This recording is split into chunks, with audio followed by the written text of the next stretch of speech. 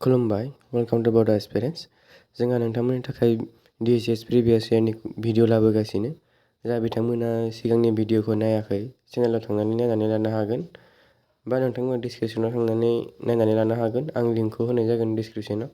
जोंहा दिनै बे भिडिअआव DHS प्रिभियास इयारनि 2019नि जा कुइसन बेखौ सल्भ खालामनाय जागोन। जोंहा बेनि फार्स्ट पार्टखौ बा जेनेरेल एवारनेस पार्टखौ सावरायखानाय जाबाय। जोंहा दिनै इंलिशनि पार्टखौ सावरायनाय जागोन। होमब्ला फैदो नायलांनोसै। होमब्ला दङ जोंहा गिबि कुइसनावनो दा सिनोनिम अफ किन्डल इज। सिनोनिमखौ सोंदों। किन्डलनि सिनोनिम माने जोंहा सेम ओंथि। होमब्ला नोंथांमोना अपसनफोरखौ नायदो। किन्डलनि सिनोनिमा मा जागोन? जोंहा अपसनफोरनि गेजेराव बेनि थारफिननाया जागोन जोंहा इगनाइट। किन्डल माने इगनाइट। नेक्स्ट कुइसन दङ जोंहा दा एन्टोनिम अफ एट्रेक्टिभ इज। बेखौथ' नोंथांमोना मिथिखागौ। एट्रेक्टिभनि जा उल्था बेयो मा जागोन? अपसनफोरखौ नायदो नोंथांमोना। बिनि फिननाया जागोन जोंहा आनएट्रेक्टिभ, माने अपसन सिया बिनि थारफिननाय। नेक्स्ट कुइसनाव फै कमप्लिट द इंलिश प्रभार्ब। गाहायनि जा लिरदों बेखौ जोंहा कमप्लिट खालामनांगौ होननानै बुंदों। होमबा नोंथांमोना नायदो डन्ट जाज ए बुक बाय इट्स डेस। होमब्ला मा जागोन? इट्स कभार। कभारा जागोन जोंहा डन्ट जाज a book by its cover. Next question what is the opposite gender of बुल। होमब्ला नोंथांमोनखौ बुलनि जा अपोजिट जेन्डार बेखौ सोंनाय जादों। होमबा नोंथांमोना अपसनफोरखौ नायदो। बुलनि अपोजिट जेन्डारा जोंहा मा जागोन? बेखौथ' मिथिखागौ। जोंहा बुलनि अपोजिट जेन्डारा काउ। ओमफ्राय नेक्स्ट कुइसन व्हाट इज द पास्ट टेन्स अफ फरबिड। फरबिडनि पास्ट टेन्सआ मा होननानै सोंदों। नोंथांमोना अपसनफोरखौ नायदो। आरो बिनि फिननाया जोंहा मा जागोन? फरबिडनि पास्ट टेन्सआ जोंहा फरबेड। फरबेड अपसन सियाव दङ जोंहा फरबेड।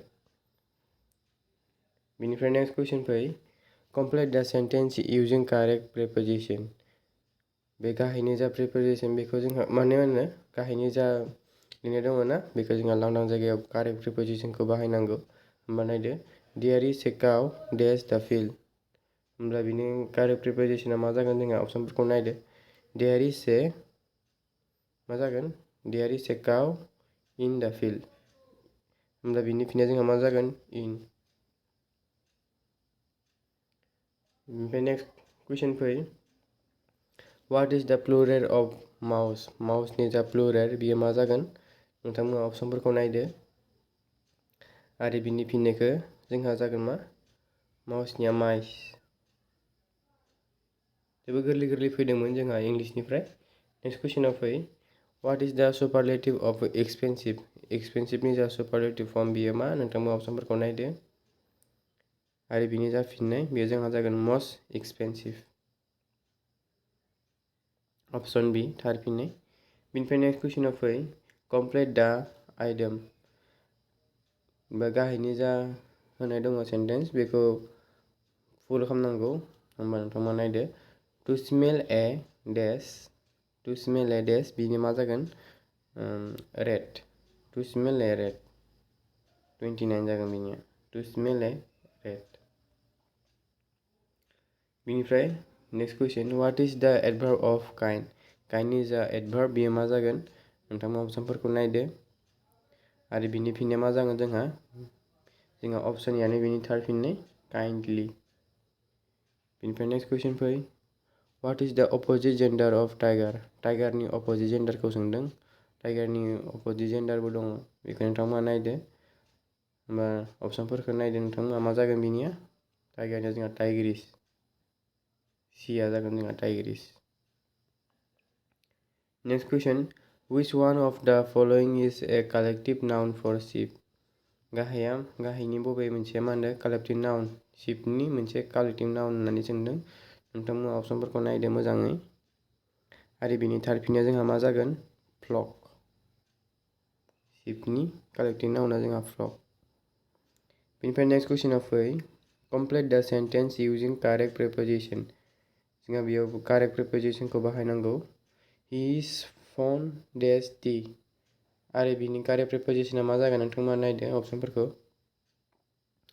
बिनि कारेक्ट प्रिपोजिशना जागोन he is fond of tea C आ राइट आन्सार बिनि।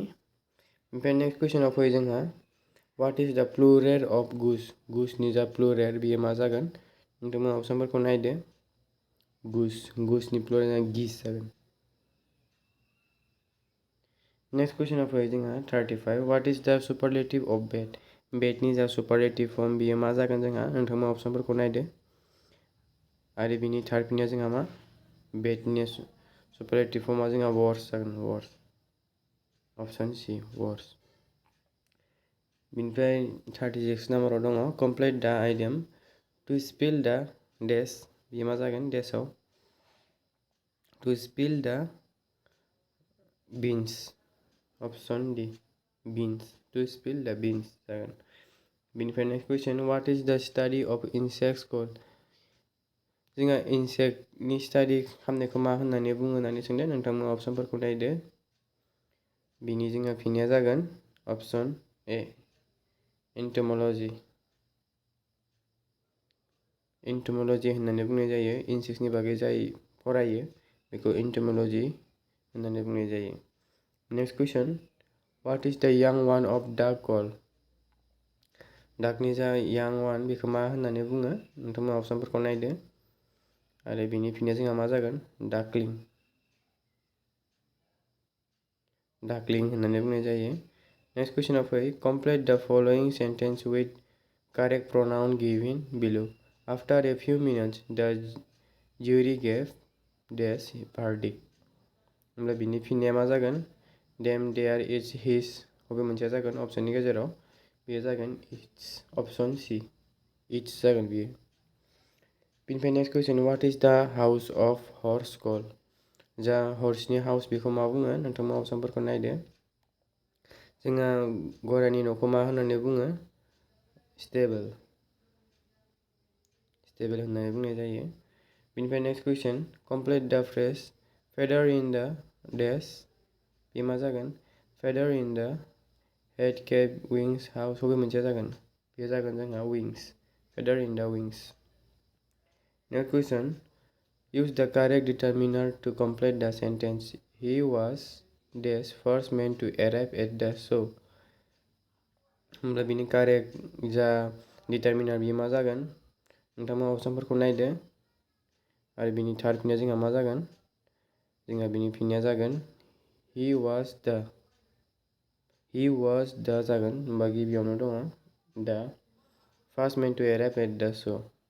Next question use the correct word to complete the sentence correct word को बाहायनांगोन the best way to get rid of this dash cycle is to avoid buying lottery tickets होमब्ला बिनि जा अपसनफोर बेखौ नोंथांमोना नायदो आरो अपसननि गेजेराव बिनि थार्ड वर्डखौ सायख'दो होमब्ला बियो बबे जागोन बे जागोन जोंहा भिस्कस बिनिया जागोन The best way to get rid of this viscous cycle is to avoid buying lottery tickets.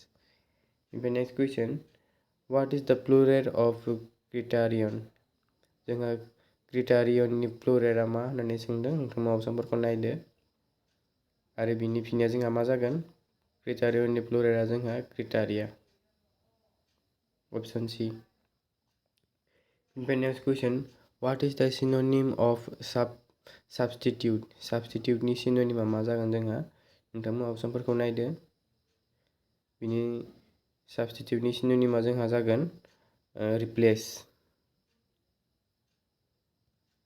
होमब्ला बेखिनियानोमोन DHS 2019 नि जा कुइसनमोन जोंहा इंलिसनिफ्राय बेखिनियानो फैदोंमोन आरो जेनेरेल एवारनेस भिडिअखौ जों सिगाङावनो सावरायखानाय जाबाय जाय बिथांमोना नायाखै चेनेलाव थांनानै नायनानै लादो जोंहा इंलिसनिफ्राय बेखिनियानो फैदोंमोन होमब्ला दिनै बेखिनिखौनो सावरायनानै बेखिनियावनो दोनथ'नाय जाबाय गोजोन्थों।